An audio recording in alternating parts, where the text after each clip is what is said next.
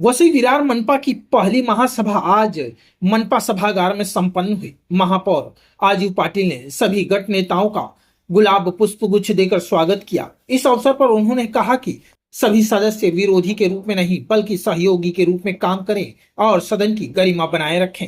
आज स्थायी समिती सदस्यांची नावं आली गटनेत्यांकडून। लवकरात लवकर स्थायी समितीचा सभापती निवडला जाईल। तसेच विरोधी पक्ष नेता सभागृह नेता यांची देखील नावं आली, ते देखील स्वीकारले गेलेले आहे। आता प्रश्नोत्तराच्या काळामध्ये काही प्रश्न आलेले पण विहित मुदतीत आले नव्हते, त्यामुळे पुढच्या मीटिंगला त्यातील काही प्रश्न येतील आणि लवकरच एक परत होईल मीटिंग, जेणेकरून त्याच्यामध्ये वेगवेगळे विषय येतील। सगळ्या सदस्यांना त्या संबंधी सूचना दिलेल्या आहेत। आज पहिल्या महासभेमध्ये विरोधी पक्षाने सुद्धा विरोध केलेला आहे, समोर येतोय। कशासाठी नेमका विरोध होता, काय त्यांनी आयुक्तांच्या दालनात आंदोलन आयुक्तांच्या दालनात काय आंदोलन केलं तर आम्हाला माहिती नाही, परंतु सभागृहामध्ये त्यांनी ग्वाही दिलेली आहे की आम्ही विरोध करणार नाही, तर आम्ही सहकार्य करू। वहीं वसई विरार मनपा की स्थायी समिति गट नेताओं का चयन किया गया। साथ ही भाजपा के मनोज पाटिल को विरोधी पक्ष नेता नियुक्त किए जाने की घोषणा महापौर आजू पाटिल ने की। विरोधी पक्ष नेता मनोज पाटिल ने कहा कि वे एक सतर्क प्रहरी की तरह काम करेंगे, सत्ता पक्ष के अच्छे कार्यों में सहयोग देंगे और यदि जनता के हित के खिलाफ कोई निर्णय लिया गया तो उसका जोरदार विरोध भी करेंगे। भारतीय जनता पक्षाचा एक कार्यकर्ता हा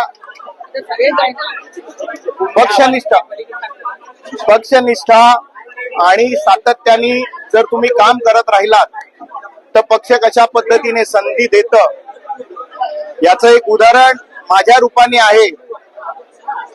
गेली 30 वर्ष अत्यंत कठीण परिस्थितीमध्ये या ठिकाणी भारतीय जनता पक्ष होता, परंतु सर्व कार्यकर्त्यांनी घेतलेली मेहनत, मोदीजींचं, देवेंद्रजींचं आणि आमचे सन्माननीय प्रदेशाध्यक्ष रवींद्र चव्हाण साहेब यांच्या नेतृत्व यामुळे 2024 ला विधानसभेमध्ये लोकसभेप्रमाणे परिवर्तन घडलं आणि महानगरपालिकेमध्ये आमचे 43 नगरसेवक निवडून आले आणि त्यानंतर या महत्वाच्या पदासाठी मला भारतीय जनता पक्षाने संधी दिली। त्याबद्दल भारतीय जनता पक्षाचे आमचे नेते आणि मुख्यमंत्री देवेंद्र फडणवीसजी, आमच्या सर्वांचे कार्यकर्त्यांचं काळजी घेणारं नेतृत्व आमचे सन्माननीय प्रदेशाध्यक्ष रवींद्र चव्हाण साहेब, आमचे सन्माननीय खासदार सावरा साहेब, या ठिकाणचे दोन्ही आमदार राजनप्पा नाईक, स्नेहा दुबे, आमचे गटनेते अशोक शेळके, या सगळ्यांनी माझी विरोधी पक्षनेता म्हणून निवड केली, त्याबद्दल मी त्यांचे मनापासून आभारी आहे। आणि वसई विरारच्या हजारो कार्यकर्त्यांचं एक स्वप्न, या वसई विरारच्या महापालिकेत भारतीय जनता पक्षाचा आवाज असावा अशा पद्धतीचं स्वप्न होतं। ते आज स्वप्न साकार करण्याची संधी मला दिलेली आहे। येणाऱ्या वसई विरार मध्ये पहिल्यांदाच एक मोठा प्रबल असं विरोधी पक्ष गट तयार झालेला आहे। काय सांगाल, आता हे कसे तुम्ही सत्ताधाऱ्यांना रोखणार आहे आणि काय करणार?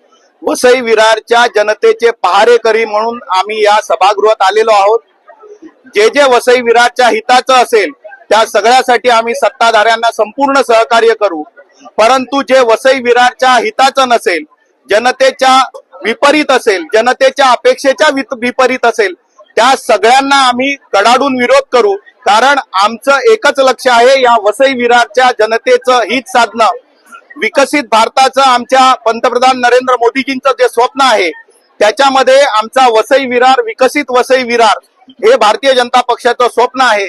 त्यामुळे येणाऱ्या काळामध्ये जे जे वसई विरारच्या जनतेचं हिताचं असेल त्यासाठी भारतीय जनता पक्ष सहकार्य करेल आणि ज्या ठिकाणी आम्हाला दिसेल की हे वसई विरारच्या जनतेच्या हिताचं नाही तर काही मुठभर लोकांच्या किंवा प्रशासनाच्या हिताचं असेल त्या ठिकाणी आम्ही संपूर्ण विरोध करून तो जो काही विषय आहे तो वसई विरारच्या जनतेच्या हिताचाच होईल, या ठिकाणी आम्ही सजग राहू। धन्यवाद। महापौरांनी सांगितलेलं आहे की विरोधी पक्षनेते हे नाव नसलं पाहिजे, आरसा असलं पाहिजे, महापालिकेचा आरसा असला पाहिजे। मी माझ्या संबोधनात पण सांगितलं की आम्ही पहारेकरी आहोत. लोकांनी सुद्धा आम्हाला पहारेकरी म्हणून दिलेलं आहे. त्यामुळे आम्ही विरोधी पक्षात जरी असलो तरी आम्ही तुम्ही घटनेमध्ये जे पद लिहिलेलं आहे, कायद्यामध्ये लिहिलेलं आहे तेच पद त्याचा उल्लेख होणार. परंतु आम्ही सुद्धा ह्याच भूमिकेत आहोत की आम्ही या वसई विरारच्या जनतेचे पहारेकरी आहोत. त्यामुळे पहारेकरी म्हणूनच आम्ही आमची भूमिका ठामपणे निभावू. त्या ठिकाणी केवळ विरोधाला विरोध करण्यासाठी आम्हाला लोकांनी निवडून दिले नाही, पण सत्ताधाऱ्यांकडून अशी अपेक्षा आहे.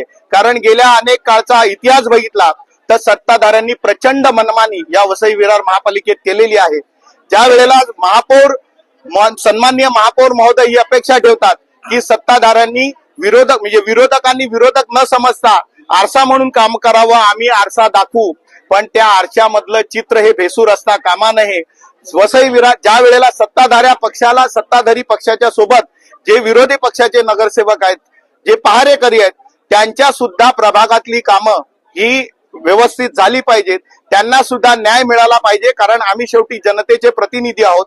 त्यामुळे अशा पद्धतीची समन्वयाची भूमिका जर सत्ताधाऱ्यांनी घेतली तर मला नाही वाटत की काही संघर्षाचं काही कारण उरेल. या ठिकाणी तुमची सत्ता नसली तर राज्यामध्ये तुमची सत्ता आहे, केंद्रामध्ये तुमची सत्ता आहे, तर या वसई विरारसाठी काय तुम्ही योजना आणणार आहात? नाही, आपण बघितलं असेल तर आमचे सन्माननीय खासदार आणि दोन्ही आमदार हे केंद्र सरकार आणि राज्य सरकारच्या विविध प्रकल्पांमध्ये सातत्याने पाठपुरावा करत आहेत.